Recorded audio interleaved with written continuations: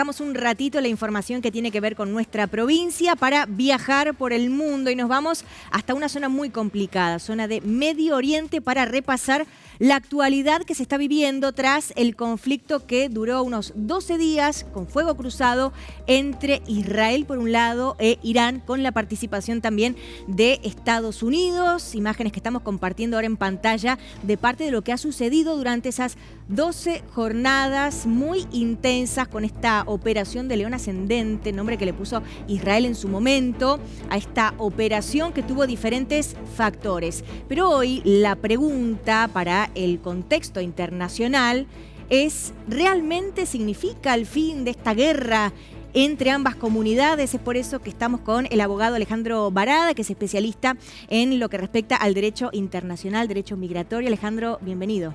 ¿Cómo estás? Bien.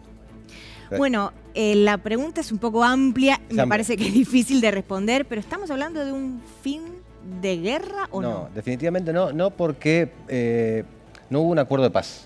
Entonces, hay que dejar en claro primero que es un alto al fuego y no un acuerdo de paz. Un acuerdo de paz sí da un cierre a una guerra. Entonces, plantear que hay un cierre de una guerra de 12 días por simplemente darle un título periodístico, porque lo que buscó Trump con esto es darle un título periodístico. Hubo una guerra y yo la cerré en 12 días. Claramente no es un cierre de una guerra, no hay un acuerdo de paz y estamos lejos todavía de un acuerdo de paz. Es solamente un alto al fuego que puede durar un mes, 2 meses, 6 meses. En el segundo semestre del año pasado hubo un alto también al fuego, no sé si recordarás, entre Israel con Líbano y Hezbollah, que estaban en luchas en el sur del Líbano, y también fue de Israel con Hamás y Palestina. ¿Cuánto duró eso? 3 meses. De hecho, hoy se registraron algunos bombardeos en el sur del Líbano, ya que estamos haciendo referencia al tema. Pero bueno, decíamos, cese al fuego. Lo que no quita es que esto haya movilizado también a la política interna de cada territorio, ¿no? Tendrán que evaluar desde Israel, que dicen muchos que fue el gran ganador, ¿no?, en estos 12 días de guerra, y metiendo también la participación de Estados Unidos. ¿Cómo queda el panorama político de Israel, el de Irán y el de Estados Unidos con esto? Primer punto, nunca hay ganadores en una guerra, entonces eso hay que tenerlo claro. Después es la perspectiva de cada uno y cómo lo ofrezca.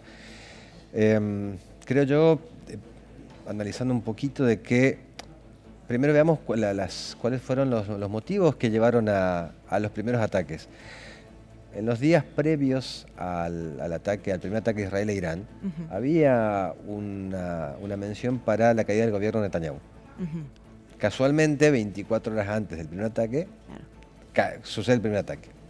Y hace 4 días atrás hubo también una entrevista, no sé si le llegaste a ver, de Bill Clinton, en la cual él refería de que hay que, técnicamente la palabra que usó es desactivarlo a Netanyahu porque hace 20 años está en el poder y esto hace mal.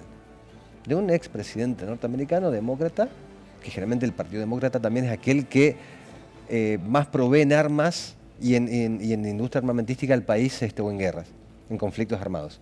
Entonces, casualmente aquel presidente fue el que dice, tenemos que desactivarlo a Netanyahu. Todos estaban sabiendo que esto es un contexto, como toda guerra, para sostenerse en el poder. Pero tiene muchas internas ya puertas adentro de Israel hace rato. Pero no solamente por eso, sino que hay un planteo que él intenta hacer desde un relato bíblico y que la mayoría hoy ya, lo lindo de la globalización es que la información trasciende y ya no son manejados por ciertos medios, sino que lo tenemos en el celular y le llega a la gente. Y la gente elige también cómo consumirlo, cómo recibirlo. Y llega la información.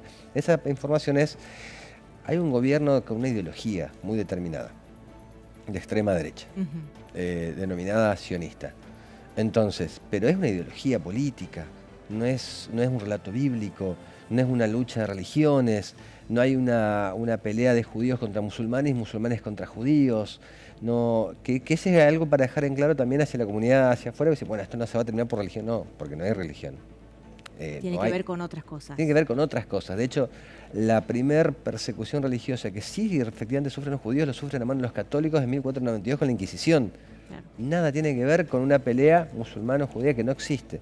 Ahora, hay sí una discusión de ocupación territorial. Entonces es el ocupado contra el ocupante.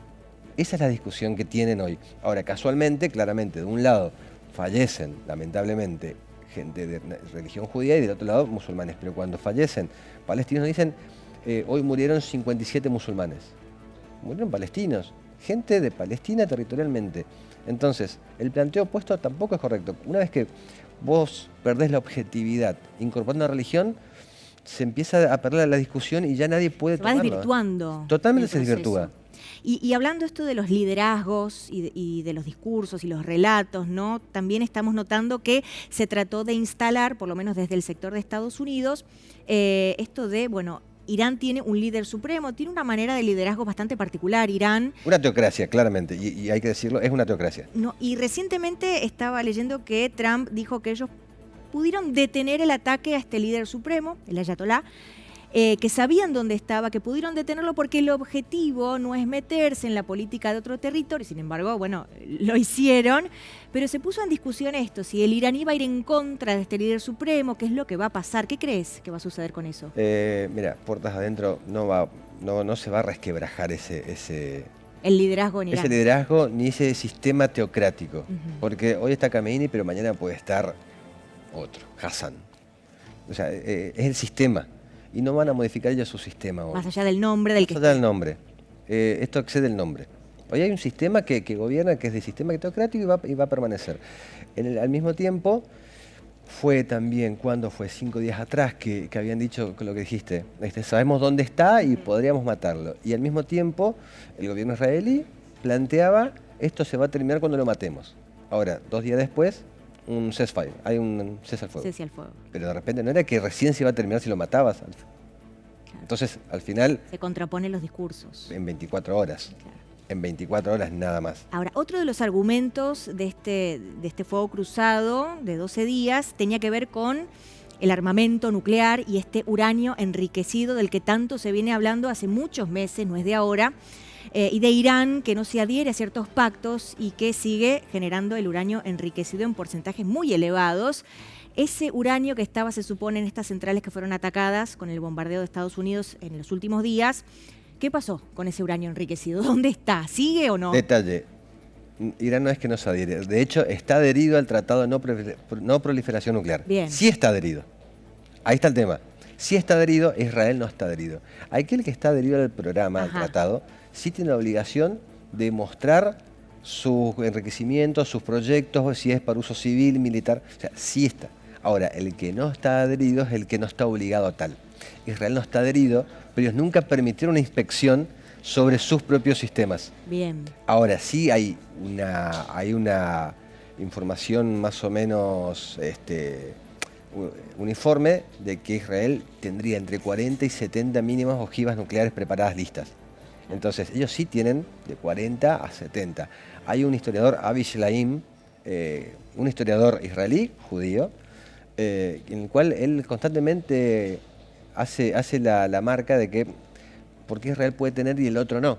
Entonces, eso también genera parte del conflicto, porque una vez que el otro tiene, se empiezan a medir entre sí. Dicen, no, yo no, como fue la Guerra Fría entre Estados Unidos y Rusia.